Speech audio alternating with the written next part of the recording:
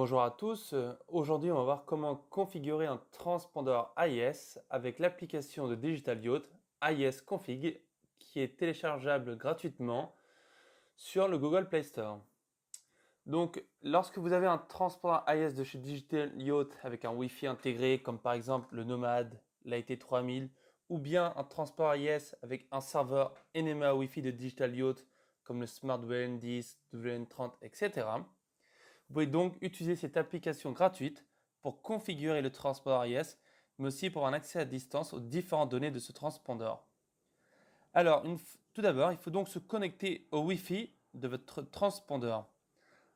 Alors, je vais donc Wi-Fi. Là, comme vous pouvez le voir, je suis connecté au Wi-Fi du transpondeur AIS Nomad. Une fois que vous êtes connecté au Wi-Fi ou bien d'une Nomad, de l'AT3000 ou d'un serveur NMA Wi-Fi, on va donc ouvrir l'application AIS Config. Maintenant, il faut donc cliquer sur Setup, qui veut donc dire configurer. Et là, on va donc pouvoir entrer les différentes données de mon bateau. Donc d'une part, le numéro MMSI. On va donc mettre le numéro MMSI de mon bateau, qui est donc un code à 9 chiffres. Le nom du bateau, donc Digital Yacht Test. Puis l'indicatif d'appel VHF, c'est pas obligatoire. Et après, le type de bateau. Donc moi, dans ce cas, j'ai donc un voilier, donc le numéro 36. Après, au-dessus, il faut donc rentrer la taille du bateau et aussi où c'est qu'est positionnée l'antenne GPS ou bien le transport AIS s'il a un GPS intégré par rapport à votre bateau.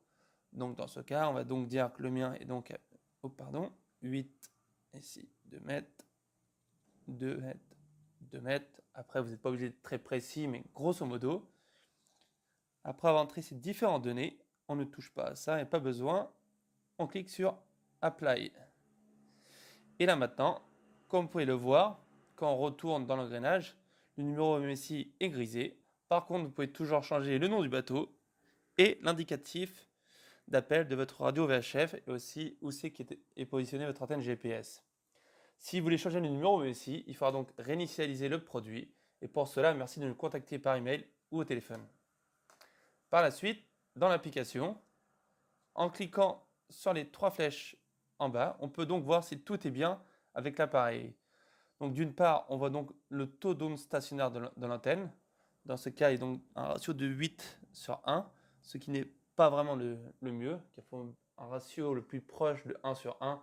1 sur 1, c'est impossible d'avoir ce ratio qui est une taux d'onde stationnaire, mais au moins autour de 2 ou 3 sur 1.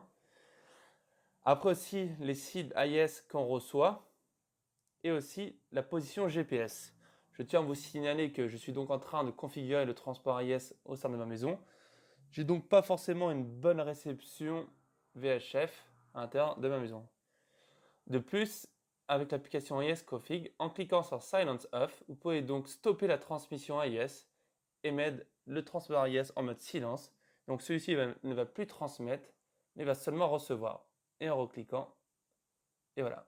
Vous pouvez donc voir, grâce aux 4 LED au-dessus, que tout se passe bien avec nos transports AIS et que la LED verte est allumée, ce qui veut dire que tout est bon. Et j'ai un voltage autour de 19 volts, ce qui est tout à fait correct dans ce cas avec le transport AIS Nomad. Voilà, merci à tous.